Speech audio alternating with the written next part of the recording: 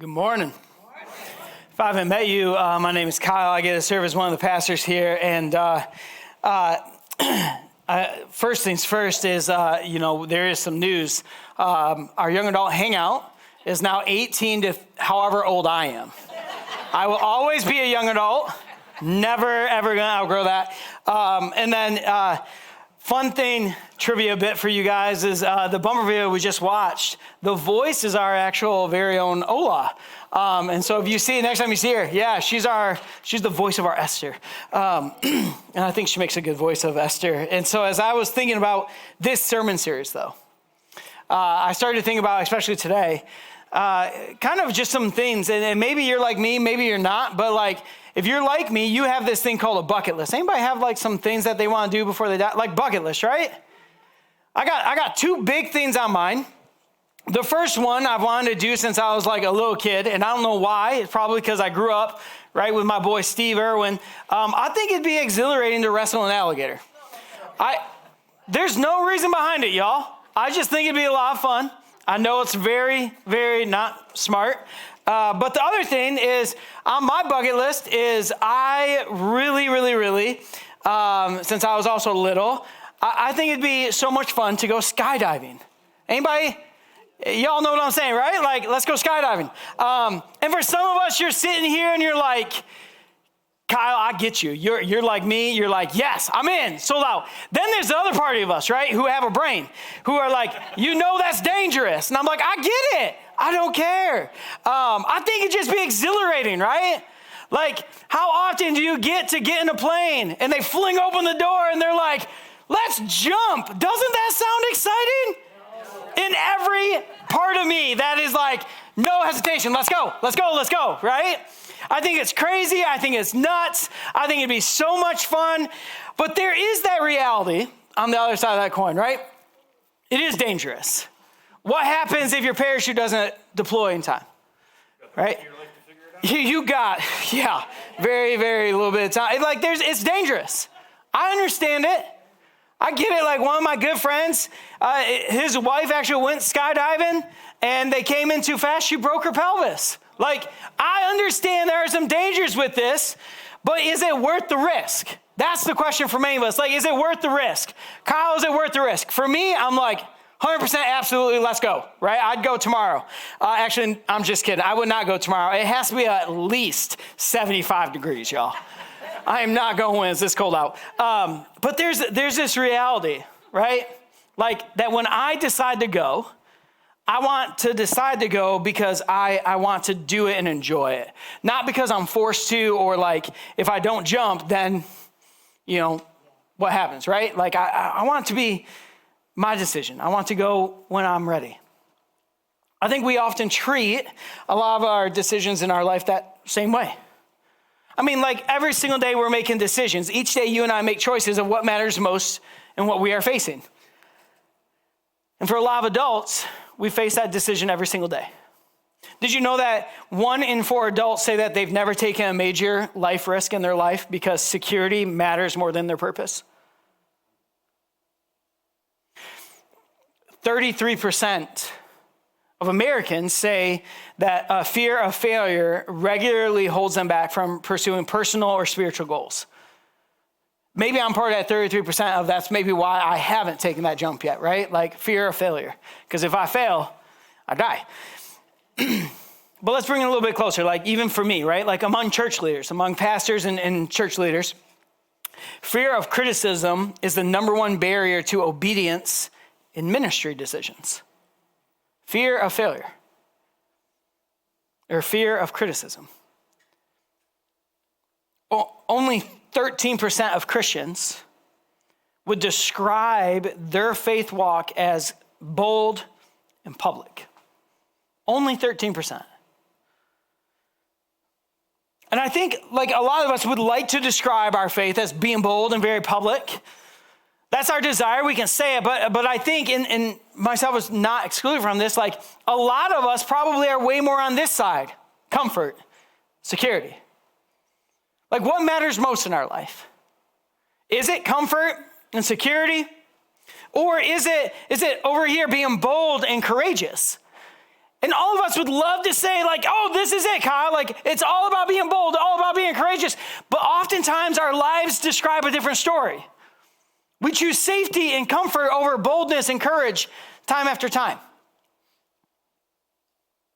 Because this is an easier choice. It's a safer choice. It's a convenient choice. It's also less costly. Can I just be honest with you? It's way less costly to stay comfortable and stay safe. I mean, that's what's happening to our girl Esther. If you remember, Esther is facing the same question of what matters most in her life. That's the question she's going to face today. What matters most? If you remember the story of Esther, we started out talking about Esther was this young girl. She was exiled, and she loses her mom and her dad, and so her cousin Mordecai adopts her as his daughter. And so as part of that, there's a moment where she now is the queen. She's been elevated from just an exile, a foreigner in the land, to the full-on queen of the land. But she's not living her high life like dreams. It's not like she's sitting there and doing nothing. Like, there's still real concerns for her in her life. And it's not just her. We're also going to be talking about a little bit her adoptive dad, Mordecai.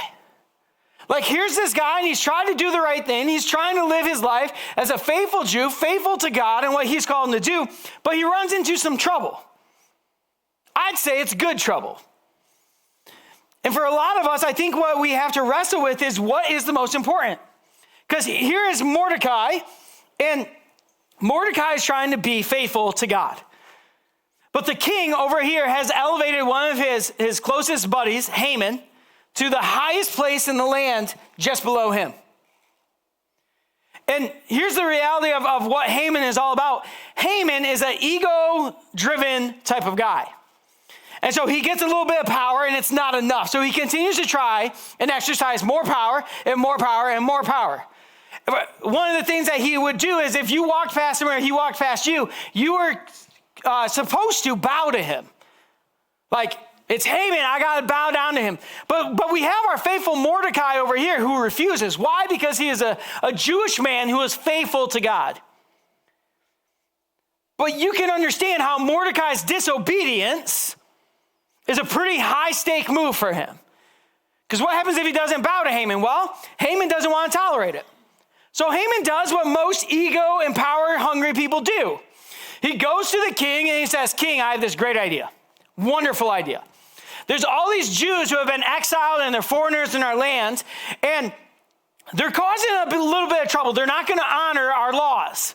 He won't bow to me, essentially is what he's saying.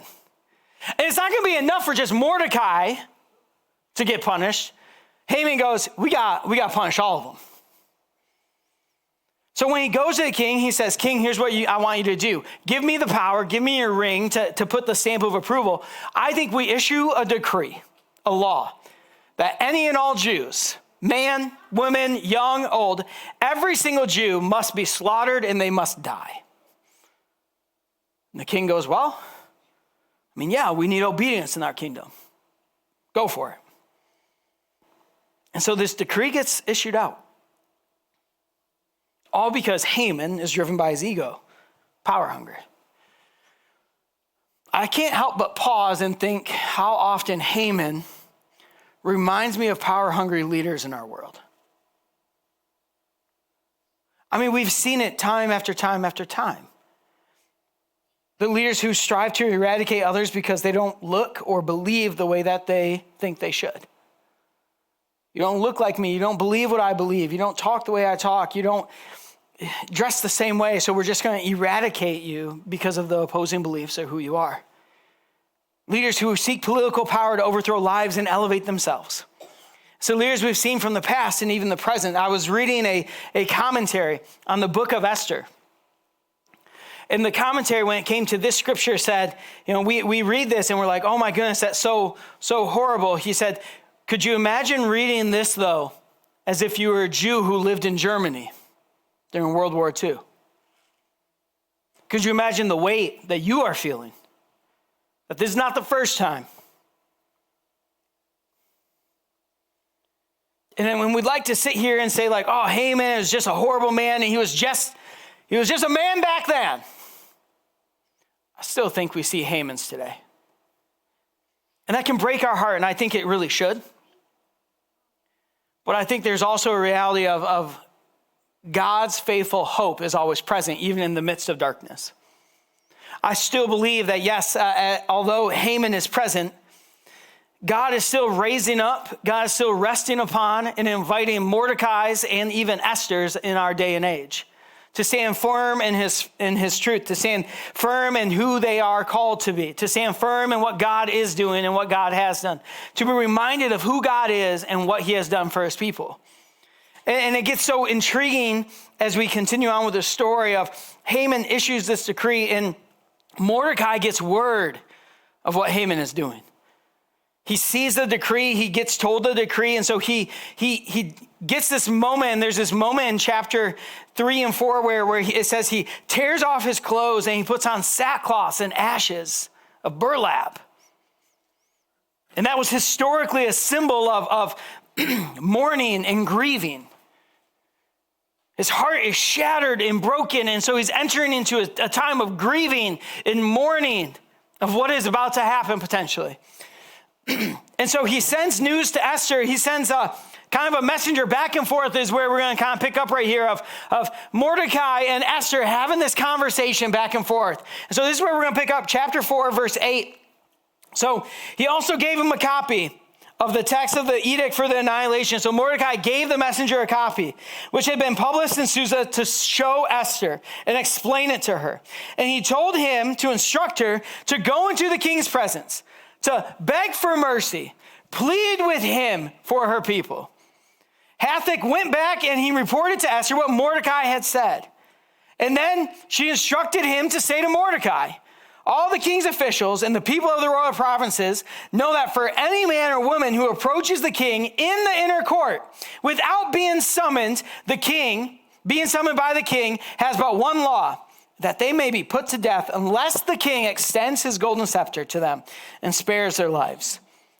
30 days have passed since I was last called to go to the king. So here we get Mordecai, cousin / adoptive dad of Esther. And he says, Esther, you got to do something, sis. She's like, do you understand the weight of what you're asking me to do? I mean, that's her response, right? Like, I understand, Mordecai, what you're telling me, but messenger, go back to Mordecai and tell him you understand the weight of this. You're asking me, this is a dangerous thing for me to do. You're asking me to go before the king without being summoned and possibly risk my life. I may die, essentially is what she's saying. I mean, access to the king is controlled by his royal guards. It's not that you just walk in there and you say, hey, how you doing? We should go get coffee. That's not how it works. You have to be summoned by him. And she reminds him there is a stiff law, a stiff penalty at stake for me to go before him without the invite. The stakes are high. Can I say that? It's life and death. And as we read this, I read this and I look at it and I say, I get Esther's hesitation. Anybody else? We read this and we're like, girl, I get you. Like, I get it. I would be nervous too. Her hesitation is relatable. Like, there's a cost. And honestly, she's standing here and she's like, I don't know if it's worth it. Like, you're asking me to put my life on the line. And as we read this, we're like, but hang on, Kyle. Isn't she the queen? Like, isn't that her husband? Yeah, but it doesn't work that way. Just because you're the queen doesn't mean you have intimacy with the husband. I mean, she ends this passage saying, it's been over 30 days since I've last been summoned into his quarters. Homegirl's just another girl in the castle at this point, essentially. And if she were to just walk in, or if she were to like, hey, king, I need to have a conversation with you, he's going to naturally ask, what about? And then the whole plan might be ruined. Like, why wouldn't she just go in there? Is because she doesn't even know if she's safe. I mean, Esther is facing this tension between the safety of the palace and what she's living and dwelling in, with choosing to potentially save people. And when we think about this, we're like, oh yeah, but the king issues that decree. And, Haman essentially tricks the king and is trying to get him to kill all these people. But Kyle, really, it's just one place. But that decree would have covered 127 provinces that would have spanned from India all the way to Ethiopia.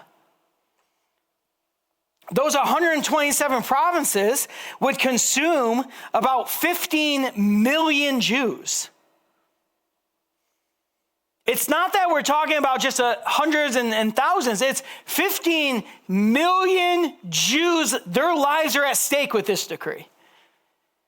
I mean, Esther's obedience is literally determining the survival of millions of people.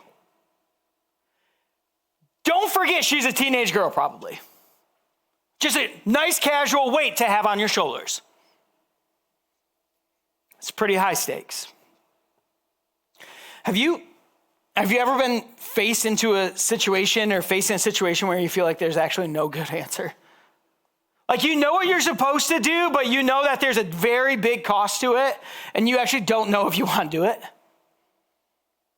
Like, there's a risk. I mean, for some of us, it's the risk of even just sharing our faith at work. Your work might be a toxic place for you to live out your faith. And if you share it might cost you a promotion. It may even fully cost you your job. For others of us, it's what if I start to actually walk in my faith the way that God's invited me to in my family, knowing that they're not going to accept it or believe what I believe, and I might be cast out and shunned away from my own family. The risk is high. For others of us, it's how do I choose to be faithful to God rather than even just experience and indulge in the comforts of our world that they constantly are trying to offer us. It's an emotional cost. Like, what do we do when we are faced with potential losses in our life, but also knowing there's a deep invite to a courageous and a bold faith to be living? What do we do? Our girl Esther, I think, teaches us something about that. I think her life, and in these moments, she shows us that faithfulness is never cheap. Faithfulness is never cheap, but God uses surrendered people to face impossible situations. Faithfulness is never cheap. I mean, the story even continues, and it shows that. It continues on with verses 12 through the end of the chapter here. So when Esther's words were reported back to Mordecai, can you imagine, by the way, being this messenger? Oh, Mordecai tells, okay, go tell Esther this. And he goes over here. Esther's like, okay, now go tell Mordecai this. And go over here. Like, this homie is getting 10,000 steps before noon, right? And so Esther's words are reported back to Mordecai, and he sends back this answer. Do not think that because you are in the king's house, you alone of all the Jews will escape. If you remain silent at this time, relief and deliverance for the Jews will arise from another place, but you and your father's family will perish. And who knows, but maybe that you have come to your royal position right here, right now, for such a time as this. And then Esther sent this reply back to Mordecai. Go gather together all the Jews who are in Susa and fast for me. Do not eat, do not drink for 3 days, night or day. I and my attendants will fast as you do. And when this is done, I will go to the king, even though it is against the law. And if I die, I die. So Mordecai went away and carried out all of Esther's instructions. Here's this moment. Mordecai responds back to her. Basically, Esther, you're still a Jew. You're not going to be exempt from this. When the king discovers your Jewish heritage, you and your families and your father's family are still going to die. He reminds her and he points to her that there is an invite of bold and courageous steps to be taken here. And it's not just for her, it's for others as well. But how does Mordecai do that? Well, he points back to God's faithfulness before. He says, don't you understand? If you don't take this step, deliverance will come from somebody else. But the invite is for you today to take that step. If it's not through you, God is still God. He's been faithful before. He's going to be faithful again. And Mordecai knew, and he's speaking this into her and over her life. Maybe, just maybe, Esther, you've been promoted from orphan and pawn all the way to queen for such a moment, for such a time as this. Don't take the invite and throw it away. I love the way that Christine Kane puts it. Obedience is the courage to trust God with the outcome. So many times we don't want to trust God with the outcome because we want to see the whole entire roadmap, right? It's hard for us to trust God with the outcome when the first step is so hard. And Esther is even living that, and she gets to a place at the end of chapter 4 where she says, essentially, I'm going to trust God with the outcome. I mean, her words, if I die, I die. She's making a decision to go and make a bold appearance before the king. But first, she invites her tribe. She invites her community. I mean, those are the words she speaks to Mordecai. Go round up all the other Jews in the land and fast for me and with me. Why is it so important? Why has it been such a burden on our leadership's heart to start a young adults group that's starting out at the end of January, this young adults hangout? It's because young adults have been positioned maybe for such a time as this. Why is it such a burden for us to pour into and want a place, to create a place for 18 to however old Kyle is, to gather together and to seek God's face? Is because we truly believe that's not the generations of tomorrow. They are the generations and the leaders of today. And God has anointed and placed them in certain spots for such a time as this. The proof is in the stats. I mean, you can look across the globe. Revivals have been happening at college campuses across the nation. The gospel is spreading like wildfire in high schools and middle schools. Kids are leading other kids in faith with kids coming in droves. Gen Z, millennials, and even Generation Alpha is beginning to launch a full-on attack against the evil forces at bay. Why does this matter? It's for such a time as this, and to have a community, a tribe backing and saying, we're here for you. There's moments in my life, and I'm sure there's moments in yours, where God has invited you to take steps, and you're looking at it and you're like, I don't even know if I have the faith to take those steps. But you want to know why community and tribes are so important? It's because I can borrow their faith when mine is lacking. I'm thankful for generations before me who said, borrow my faith, Kyle, because I know you might not have it right now. I wouldn't be here if I didn't borrow faith sometimes. If I didn't have people praying, interceding, and fasting in those bold steps of faith. Can I tell you, our invite is to also participate in that today. It's not to stand by and to just let it happen. But be reminded, faithfulness is never cheap. But God always uses surrendered people to face the impossible situations in life. But we live in a culture that'd rather have 30 minutes of fame rather than 30 years of faithfulness. Because faithfulness is not cheap. Fame is great when you have it. Makes us feel really good. But faithfulness, that's the long game. I mean, Jesus modeled that. Jesus walked 30 years faithfully. 3 years of ministry. 30 years faithfulness. Doing the hard work. Doing the work that nobody saw maybe. Faithfulness. I mean, Esther points us directly to Jesus. It's the same attitude that Jesus invites us into. It's the same attitude that Esther had and even Jesus himself had. I mean, in Luke 9, when Jesus is predicting his own death, he's having this conversation, and then he comes to this place in verse 23, and he said to them all, whoever wants to be my disciple must deny themselves and take up their cross daily and follow me. Following Jesus is costly. It's not cheap, it's not convenient, and it's not comfortable.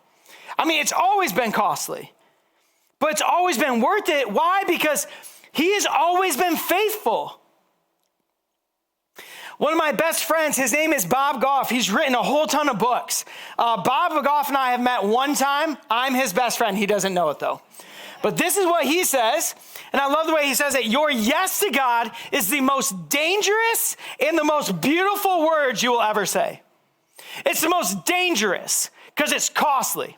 There's a cost associated. It's going to cost you something. It's not going to be comfortable, but it's the most beautiful because it's all for him. And he's been faithful. Where's God asking for your yes today? But there's a cost you don't want to pay. For some of us, it's a yes to act rather than stay silent on the sideline and watch. For others of us, it's the fear of failure, the fear of what if that is keeping you from stepping into the invite that God has for you. For others of us, it's the emotional cost you carry when you were never meant to carry it in the first place. What's the yes? Another way to put it is, what's the jump God's inviting you into?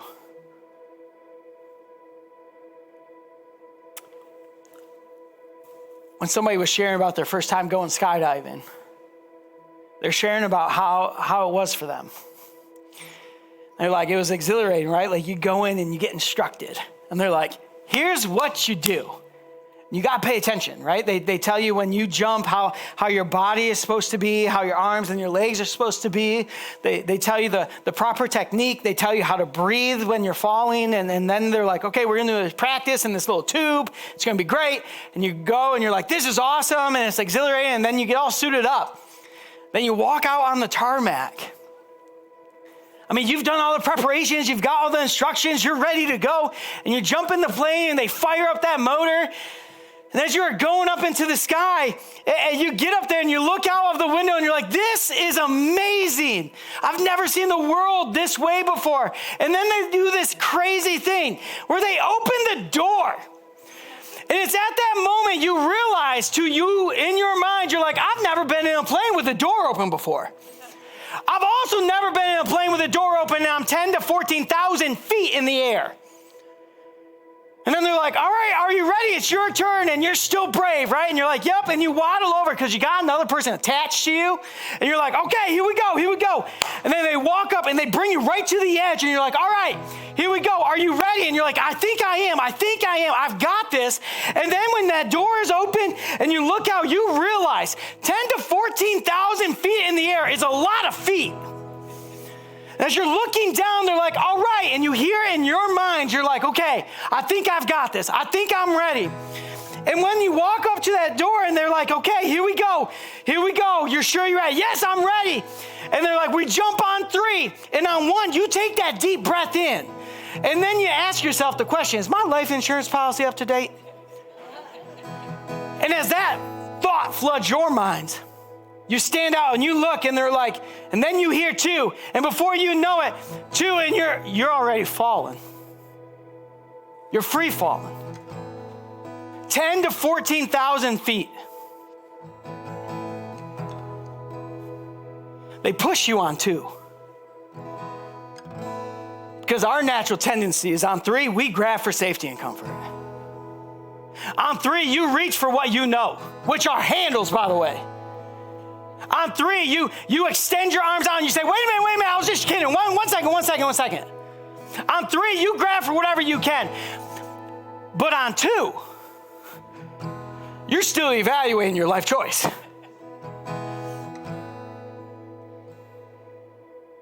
What if God's inviting you to walk up to the very edge today?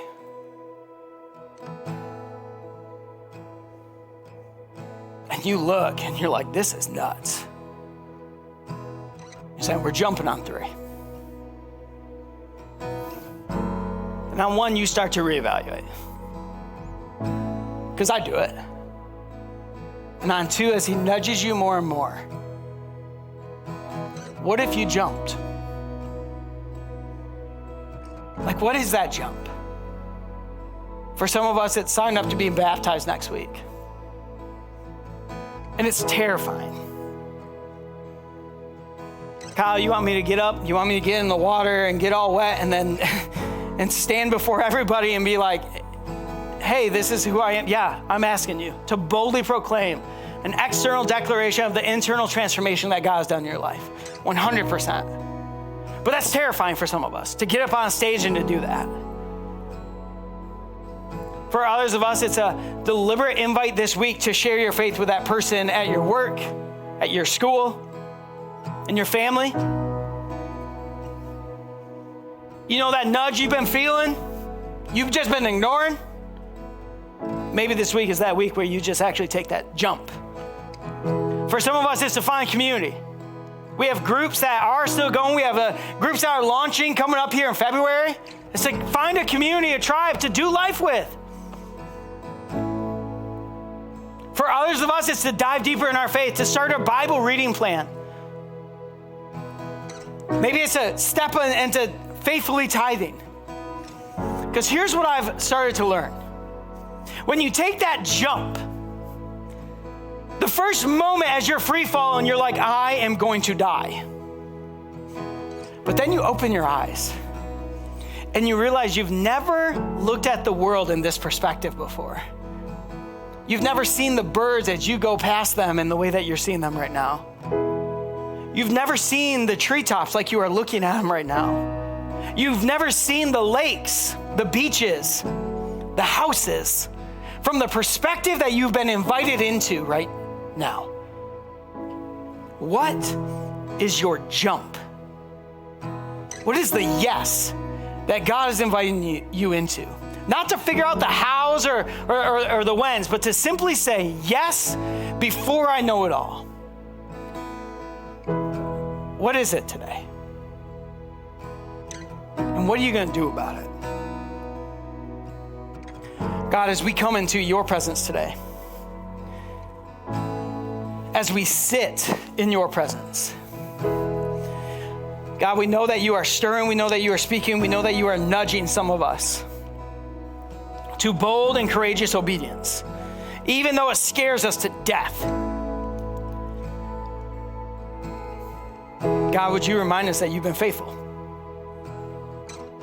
Would you remind us that you are good and that you are loving? And yes, remind us that faithfulness is costly. But also remind us, God, of your goodness and your grace and your love that has always been worth it. Lord, I pray for boldness this week for us, for courage this week for us, to walk in, to taking the jump into saying yes to what you've invited us into. Give us a new perspective when we walk with you, Lord, when we've taken that jump, when we've taken that step. God, we just make room for you to speak, make room for you to do what only you can do.